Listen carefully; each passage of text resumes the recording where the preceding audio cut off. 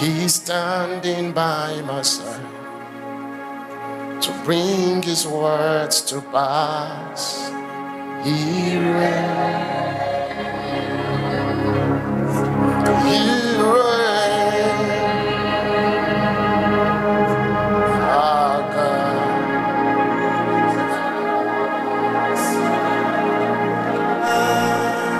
Don't worry, just sit. God bless you. I want to share a bit on ourselves, and then I will introduce power today and we'll continue next Sunday. I want you to know this. Whenever you come here, the expectations are not many. What to expect is not many, right? There's a specification to the grace that God has given us. God didn't call us to do everything. The Bible says to some he gave. To some he gave. The people he gave to apostles are not the people he gave prophets. To some he gave. Essentially, the goal is the same, but the wings are not the same. We are playing on the same team, but somebody will have to be the goalkeeper. If the goalkeeper says, well, you people, the way you are playing, in fact, come out, let me go and score. What will happen?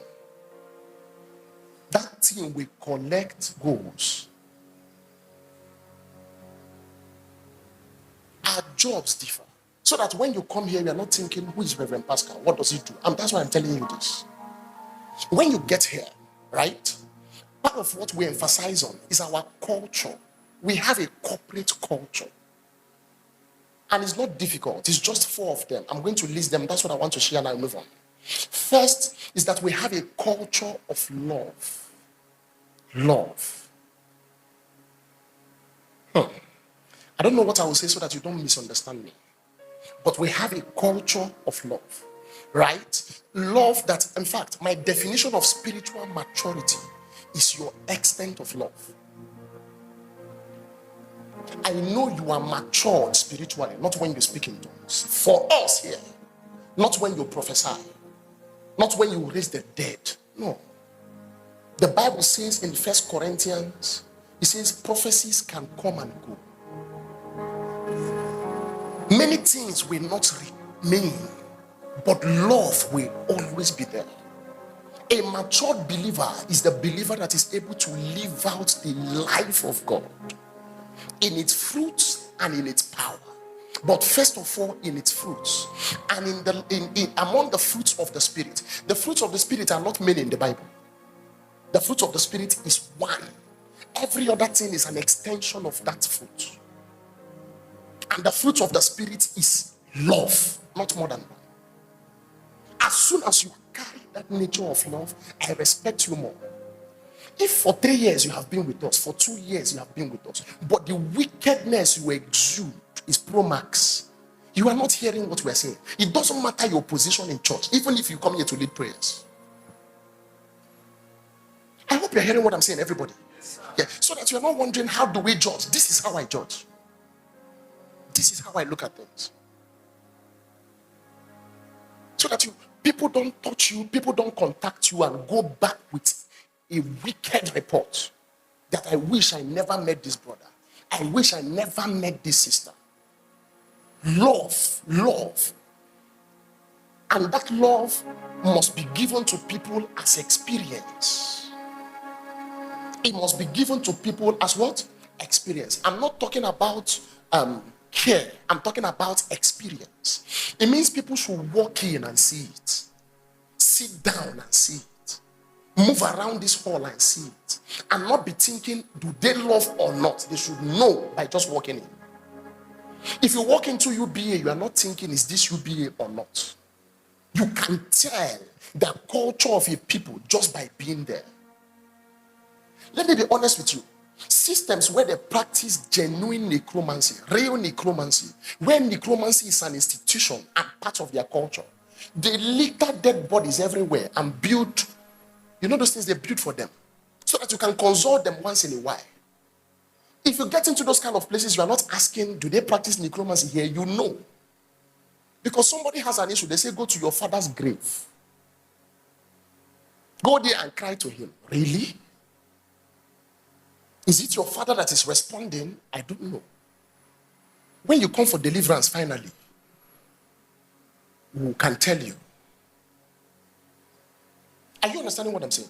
Somebody say love. Love. If we are going to correct one another, it has to be done in love. If we are going to preach, this is why there is a way I don't preach. There is a way you don't lead prayers here. Yes. You can lead prayers like that anywhere. You don't come and tell us how stupid we are, how our destiny have ended. That is not a communication of love. I don't care if it's working for you, it can work in your village. It won't work everywhere. Hope you're understanding what I'm saying. In case you are saying Pastor Paschal is this, if you don't like us like this, find where they can accommodate you. Somebody say love. We might not have seen what you have seen, had what you have had, entered where you have entered, but we are not stupid because we have not. We are not fools. And so if we will talk to you, we talk to you with respect. Yes, if you value people, you respect them. And if you respect nobody, it doesn't matter anymore. I fear your respect for God. So that you don't come and lead prayer, sister prayer warrior, brother prayer warrior, and say, are you stupid? You are so stupid. No, we don't do that here. We don't. Sister Usher, that brother is coming from the door. What did you introduce to the person? When they met you or shook your hands, what left you? What did you give them? What will they say about you when they meet you? Will you exude love, brother Usher, brother protocol? Sister Choir, what about you? Love, permanent culture. I believe God has started working on you when I start seeing the fruit of the Spirit. Not when you start praying in tongues. When I start seeing the fruit of the Spirit. It might not be emphasized, but it is paramount for us in Remnant Christian Network. We are a family. There is a way you don't talk to your brother. There is a way you don't talk to your siblings. There is a way you don't talk to your friends. That you can crack jokes, but you know when you are serious. Please have it at the back of your mind that this is who we are. This is what we do. As I'm talking, you might need to look at somebody sitting close to you and tell the person, I like you. If you're scared of saying love, say I like you. You're okay.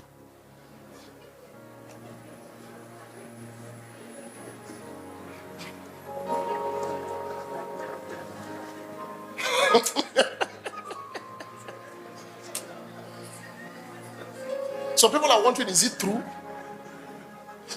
Sometime ago, I was in the church. They said, turn to your neighbor, say, I love you. And I turned, I said, I love you. They say one more thing. There is nothing you can do about it. I said, there is nothing you can do about it. So it was difficult for me to say it to the sister. And after the service, we were going out. I said, sister, do you mean that thing?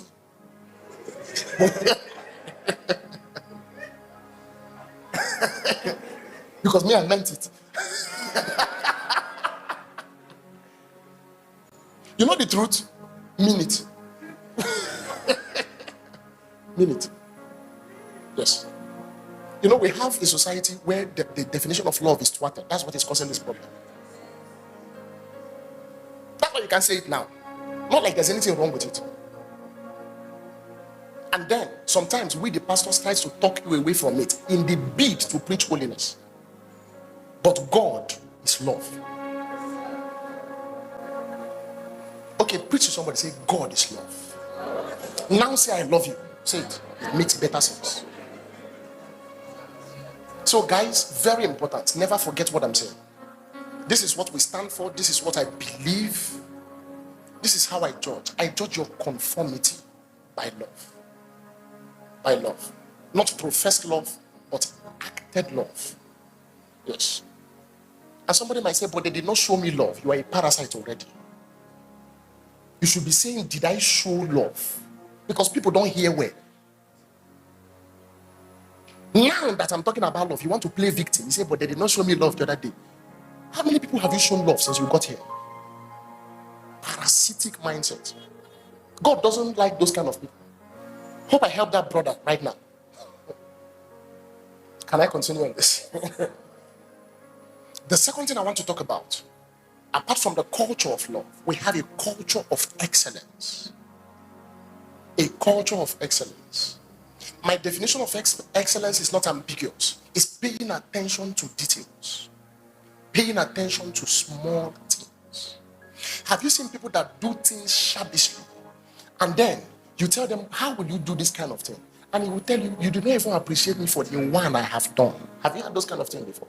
Imagine you come to my house and you give me money, or maybe we have a meeting and we give you money to cook beans for us, and you cook the beans like granite, serve it in the plate and bring for us. And we tell you, how can you bring this kind of beans for us? You say, you people did not even appreciate me. I even cook it small. Do you understand what I'm saying? You expect to be appreciated for doing it shabbishly. Those kind of people that don't take correction, they are looking for applaud, even when they are stupid. They don't go far. Are you hearing what I'm saying? Don't say, but I did it at all. Nobody asks if you did it at all. If you want to do it well.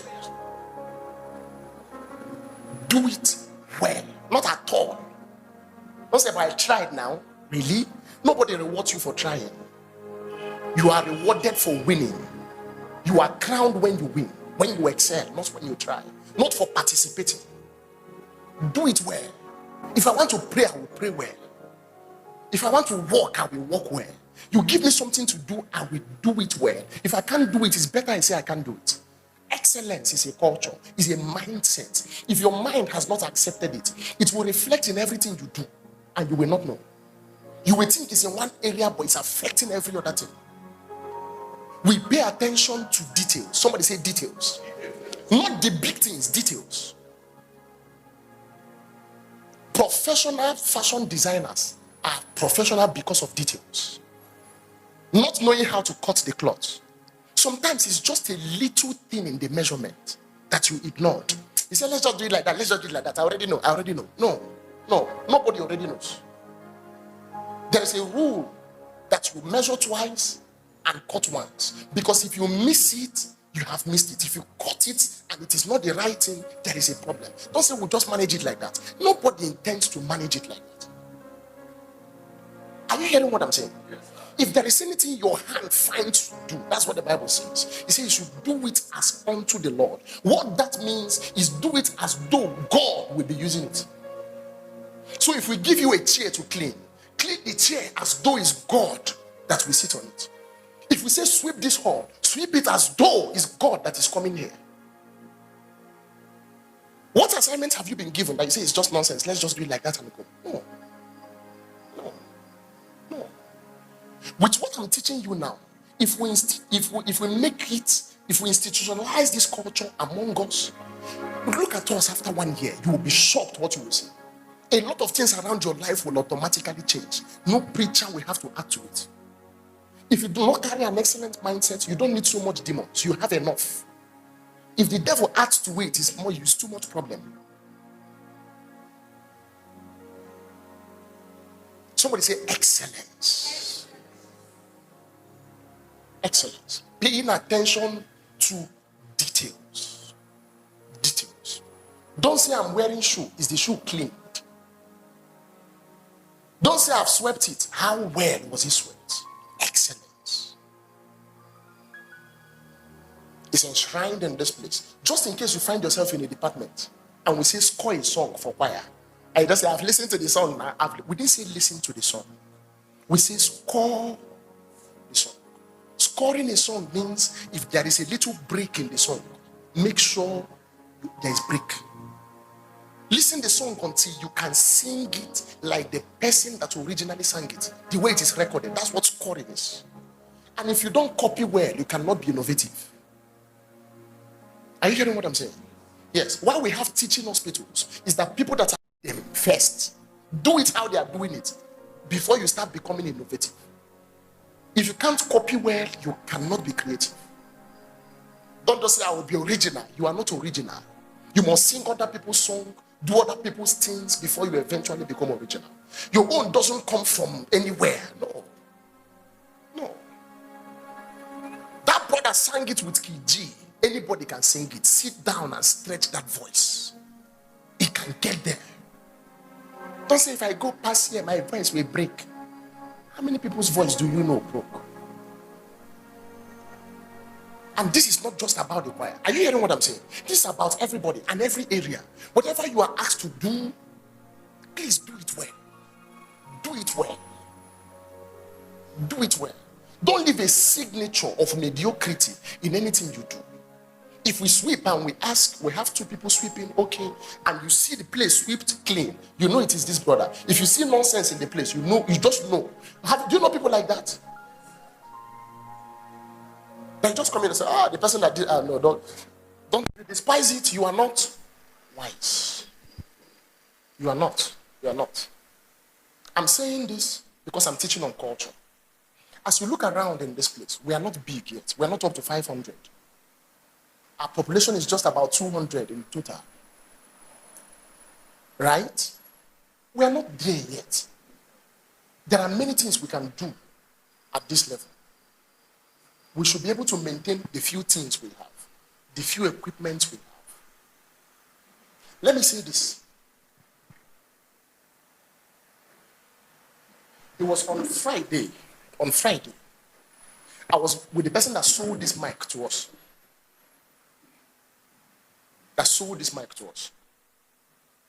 And Winners Chapel here, the one in Thameside, wanted to buy it also. I can't remember exactly how that's happened. And they told him the mic he wants. He mentioned the price. He told them it's 475,000. This is a pair of mic, this particular mic, too. Said 475,000. When he was done, and I said, which mic is 475,000? He said, it's that mic you are using. That's what they want to buy. I said, that's what they want to buy? How is it 475,000? I said, but when I bought it about 180 or 200. I can't remember. He said, but things have been putting money, don't you know? Imagine somebody now comes here, we are praying. Person now says, let prayer carry fire. And then told him.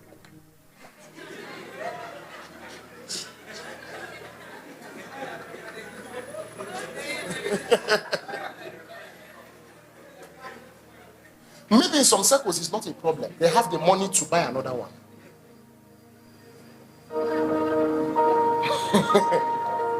There are many things in your house you are treating like that. It's because you don't know the price. You don't know the price now. I can come and say, let nobody touch that mic again. You might not know why. I think I was asking somebody yesterday. I said, saying, don't use this mic, and asking you to buy a new one. Which one is more loving?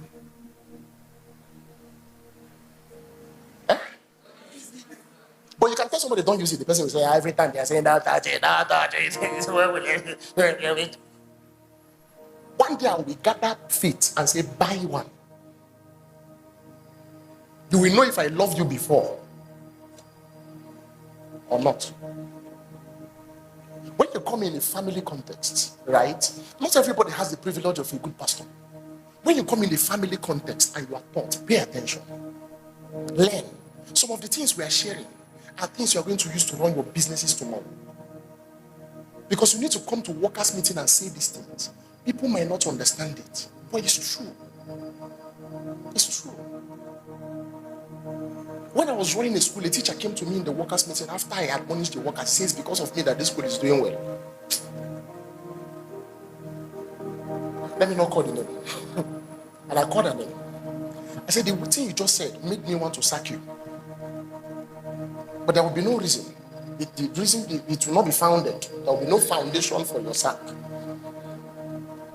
Meanwhile, let me tell you that none of us is indispensable.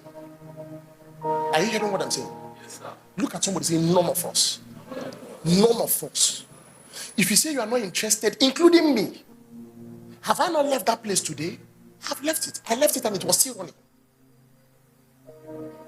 None of us. I always tell people, if you find opportunity to be of assistance to anybody, do it, because people will still find help one way or the other. It's only a privilege to be part of their success stories. They will still find assistance. They will. All your uncles who claim didn't send you money when you were going to school. Did you not graduate? Are you not doing something now? Did you die? Oh, you still found your way through. The hunger might be momentary, but you will not forget that they didn't help you. You will not forget. And some people now, you know why they could not help you. Now you are an uncle.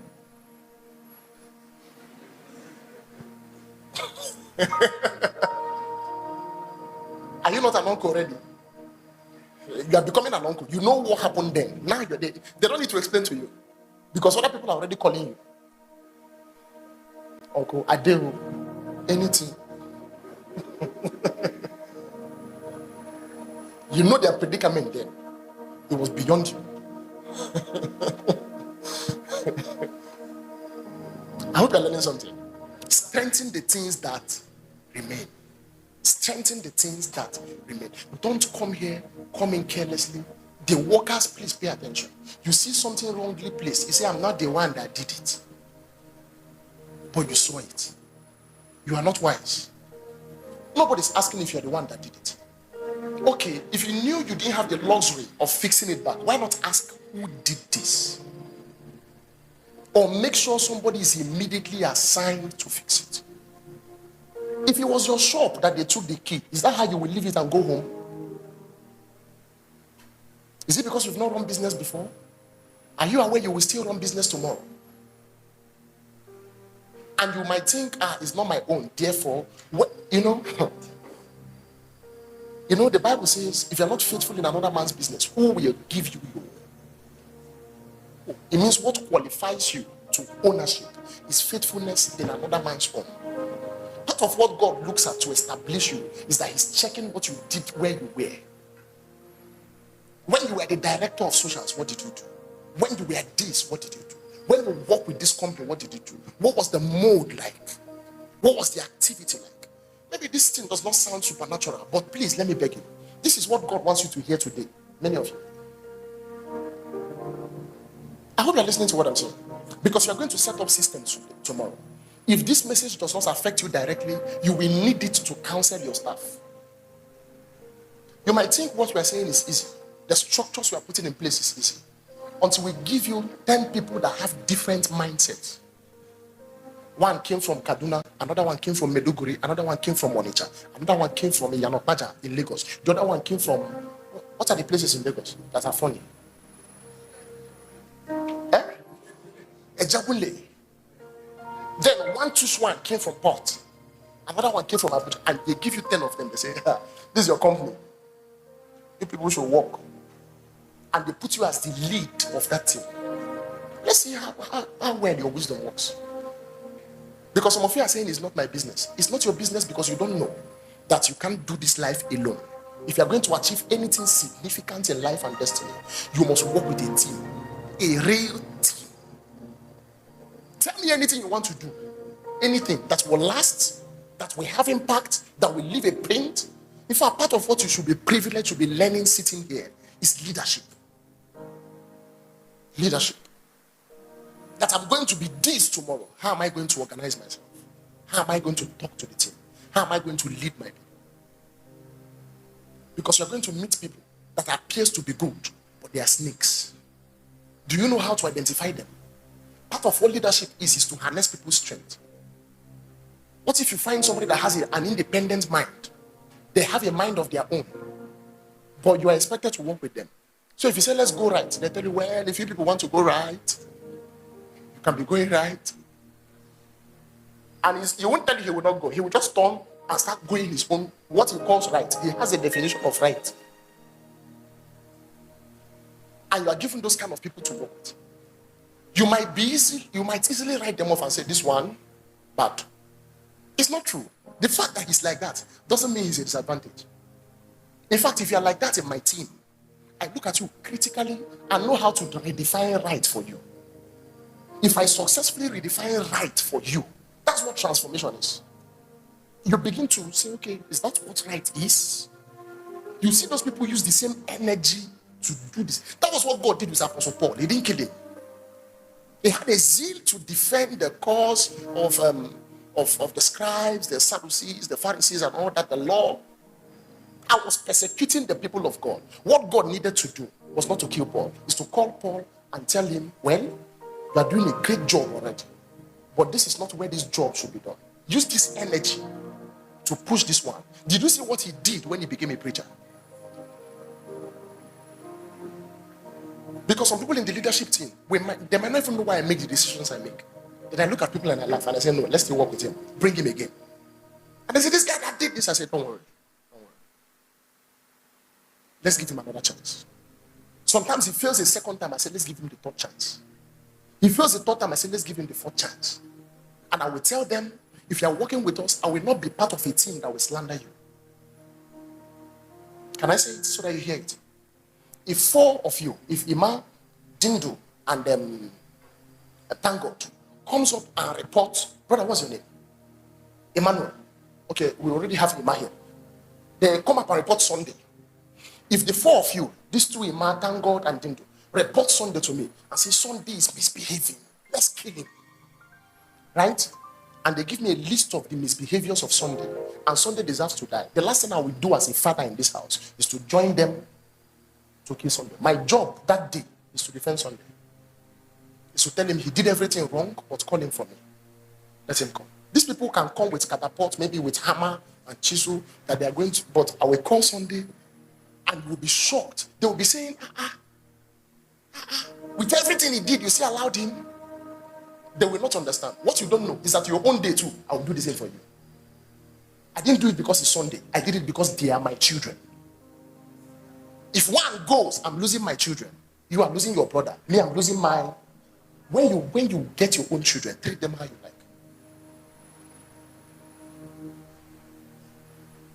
And so that you know if you are misbehaving and they are sending me reports, it's painful. It's paining me. It's doing what? I'm not happy. I'm not happy I will have to defend you when it's unnecessary. Let's wrap up this thing. Can we? The last culture I want to talk about is our worship culture. Our worship culture. This is the epicenter of everything we do in this place. Right? Worship is a product of revelation. A product of revelation. Just like giving is a product of revelation. It takes a lot of revelation, the knowledge of God in a certain way to be able to worship right. Just like it takes the knowledge of God in a certain way to be able to give. I don't know the man of God you respect so much, right? Or who you love so much. Or anybody you have certain level of honor for. If he walks into this room and looks at you, let's say my father and the Lord Apostle Romeo outside, and he looks at us, he says, I want to drink water. I'm sure that even me preaching will keep this mic. You'll be wondering, where is he going to? I'll get it back. What do they call that? This thing, I'll get it in pack and bring. I say, one pack is hot, one pack. If I might get 3 packs, and the third pack is just warm. If you want it warm, so that you will have enough water to drink. You know why I'm doing that? I know who he is. There are things you do on the basis of revelation. People you think they are nobody, you don't care. People you think they matter to you, there's a way you treat them. This is the simple truth. And finally, people you think you can get favor from, there's a way you treat them. You also know that maybe Apostle Arome, peradventure, might just say, God bless you. Might say it. Honestly, from your heart, you want to get something from it. You are making that seed and sacrifice, knowing the capacity of the person. You know, if he wants to drink water, water will not be his problem. Are you aware? How many of you now think that if you give God 100,000 in church, you give him too much? Think about it. What if you give him 1 million? What if you give him 10? What if you give him 1 billion? You see, a lot of things are beginning to change in your mind. One day, a politician was to come to our house. This was in the village. And it was a House of Rep member as at then. Him and some people were going to have meeting in our house. And I remember my father and those people were having meeting. And they were asking for the drink they will buy. In my heart, I said, drink? Do you people have to sit in a meeting to discuss drink? Why not just buy any drink? Give him malt. Let him drink. Okay, if you will not drink malt. And I was overhearing the conversation. The drink they eventually agreed to buy was a drink they were going to buy for 375,000, and they want to buy 2 bottles. Everything they were doing was to impress him. But adventure, he's impressed, and he will fix our road. I hope you're understanding what I'm saying. Are you learning from what I'm saying? But adventure, he likes it. But adventure, he loves it. But adventure, he says, when I don't touch my heart, contractor, start work tomorrow. Hope you know it was not drink they gave you. Do you understand what I'm saying? If God now stands here and says, I'm here, what will you do? The same way worship is. The way you respond in worship shows if you know at all who you are dealing with. If you have an idea at all. If you have been in pain and hunger and penury, and your life is wasting, and you come before a man you know for sure has capacity to change your life in a swipe. If he stretches forth his hands over you, your life is done. He doesn't have to help you himself. He can just look at somebody and say, help this guy. And that's all. The person will help you and ask for, I hope you are fine. But adventure, you are going to come back to report to him that, he didn't help me. He wants to do his best to make sure you are set up. Your suffering is not generic. It's not for everybody. Are you understanding what I'm saying? There are people now that can look at you and change your life. And if there is anybody that should do that without blinking, it's God. If you come before him and we say, let us worship, and you act like you have arrived, it means you don't have a revelation of who you are standing before. You don't know. You don't know who we are standing before. You are far from reality. What if you say, I've given him something? My brother, there is nothing you can bring that makes any sense. Any sense. You know the person we are talking about his majesty. If you have a glimpse of his throne, you will want to be in heaven. The king saw it and said, I would rather be a gatekeeper in the house of God. A king in the stature and authority of David. Not a president of Nigeria. The stature and authority of David. Kings that were truly blessed by God. Not blessed when they were 70. Blessed at a very early age. People that God has established their throne, established their kingdom, and vowed that the kingdom remains with them. Those ones enter the presence of God and they tell God, I don't want to go. I would rather be here. Let me be here. Where can I go from your presence? Where can I hide from your face? If I go to the depths of the sea, you are there. If I ascend the mountains, you are there. Their worship is out of a revelation. They serve God from the standpoint of that revelation. How can I do this and offend God? That was what Joseph said. It's not how can I do this and run away. He can escape if he's about doing it. But what about God? If a guy is looking, what will he see? How many things have you done not minding if God was watching or not? It's because there is no revelation of God. A revelation of God. A concrete understanding of the omnipresence. That God is not just in heaven. He's here. He's here. Not at night, not in the afternoon, every time. And he's not going to be here for 1 week. He's here forever. When the earth is done, he will still be here. Do you know him like that? Do you know what we call the omniscience of God? A God that knows all, that knows 35 years, that can see you now that you are trusting him for help. But as he's looking at you, he's seeing your grandchildren, he's seeing your great-grandchildren. Fear God. I had a problem many years ago.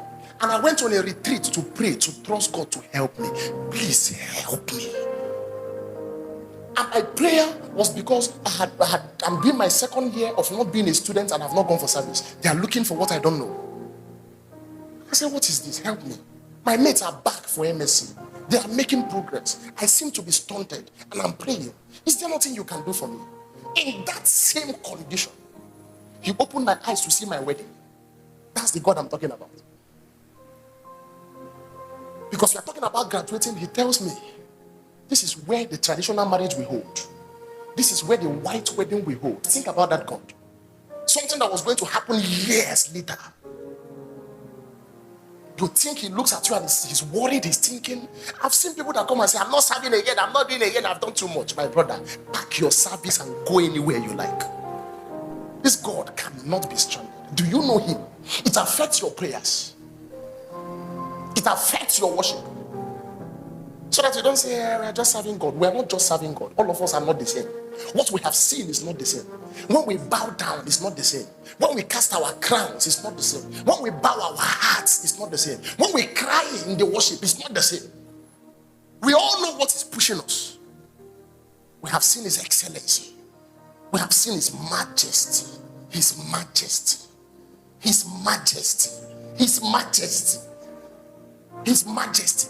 Beautiful in glory. Dwelling in light that nothing can approach. Have you seen him? You don't come there and say, but I gave you 5,000 last week. I gave you 25,000 last month. That's nonsense. You're talking about Naira. We're talking about God, who at sundry times and in diverse manners, think about him, spoke to our fathers by the prophets, who in these last days has spoken to us by his son, who being the express image of his person. This is the God we are talking about, not a story somebody told. If you see his shape and see his form, worship is not optional. You will be conditioned to.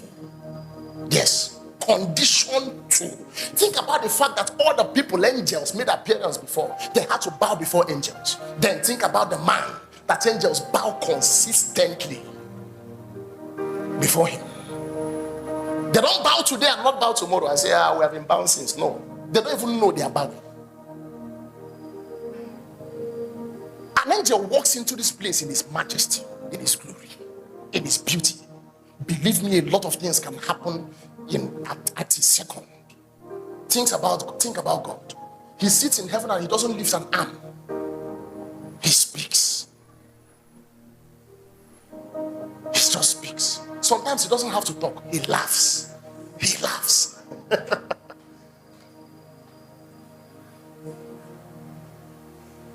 The kings of the earth gathered against the Lord. They don't know him. And he's anointed.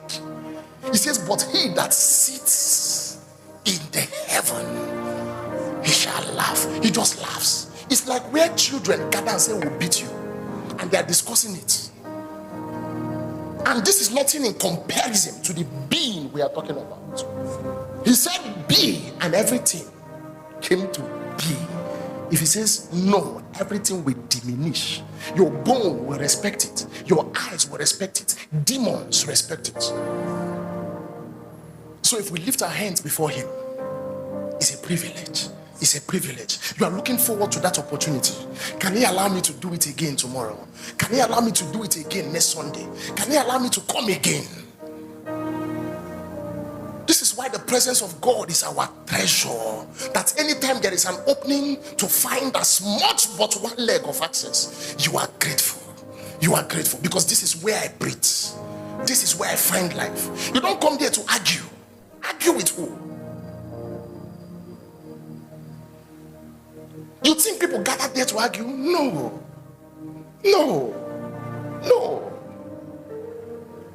Now you have financial problems until God take you to heaven and show you the streets, where the streets are paved with gold. The concrete was gold.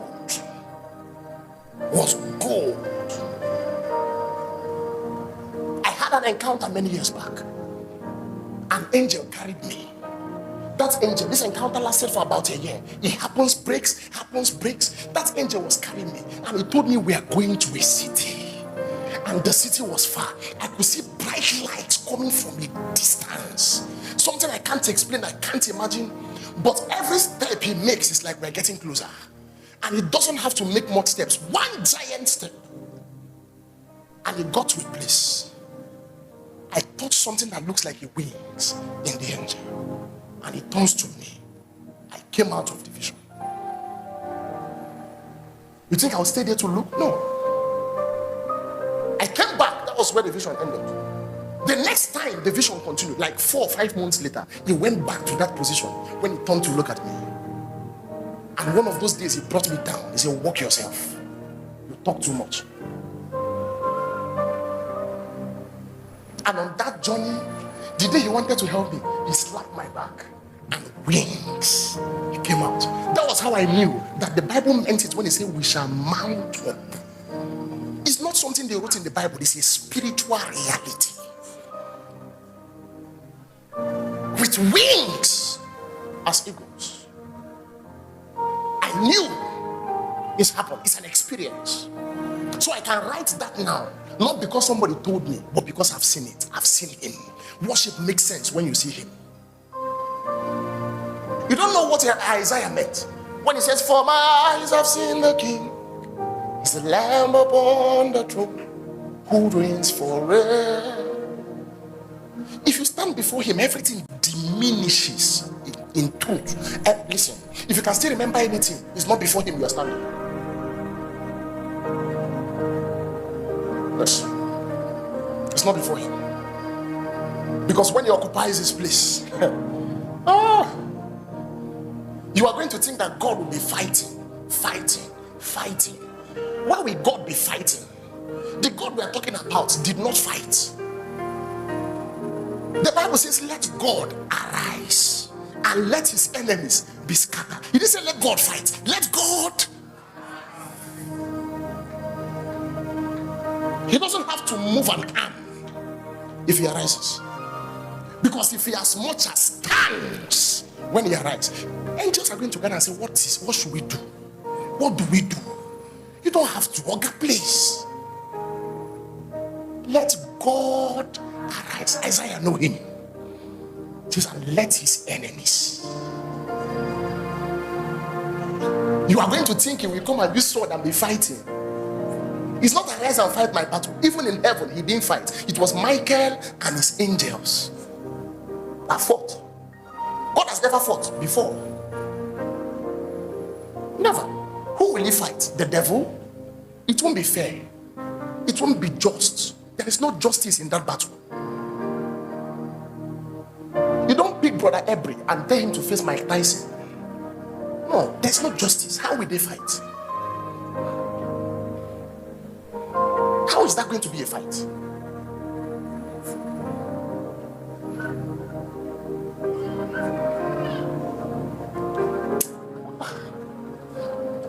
Honestly, sometimes you need to calm down and say, God, show me your face.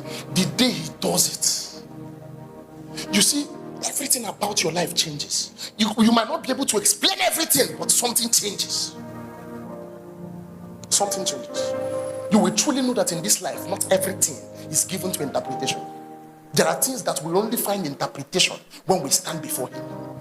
You don't know what it is, but it says, just as you do not know how a baby is formed in her, that is with a child. Think about it.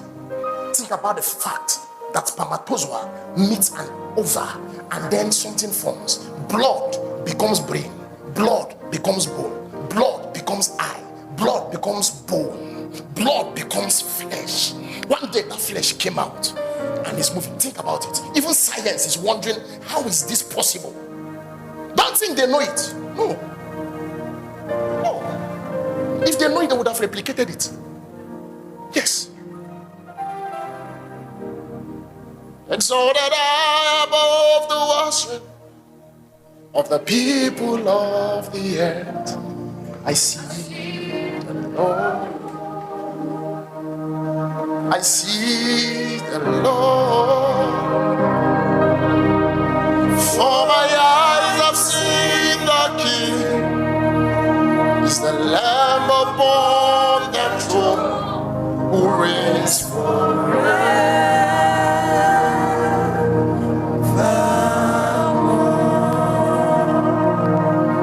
See, that day you will not be too big.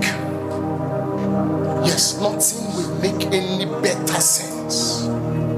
Are you with me? Some people will lie down and don't know they are lying down. They will just lie. An angel appeared to John and he said, I fell on his feet as dead. according to John, in his mind, he has died. I fell on his feet, not God, an angel. He says, I fell at his feet as dead. And he said to me, stand up. This is an angel. He says, I'm one of your brothers. We are brethren. The Oga, bata of them all, is who we are talking about. He did not begin, he will not end. Said to John, come up and I will show you. It was the beginning of an adventure. Don't think that vision happened for years. It's the interpretation that is happening. Come up and I will show you. Immediately John said, and I stood before the throne. Every other thing he was writing in the book of Revelation was what he saw once. He kept writing. Revelations 1, he was writing. He saw that vision once. It might not have lasted for 2 days. It's once. He just saw it. One vision, one appearance. Brother John has been writing. He has been writing. This is what he said to the angel of the church in Laodicea. Right. This is what he said to the angel of the church in this city. Right. And we, for generations, are still interpreting what John wrote. If that kind of God says, I've blessed you, I've blessed you. His words are law, they are not suggestive. My father in the Lord says, if God looks at you and says, hey, big head, your head starts growing big, even if it was small. It starts expanding, the same head. If he says, small head, it doesn't matter the size of the mountain.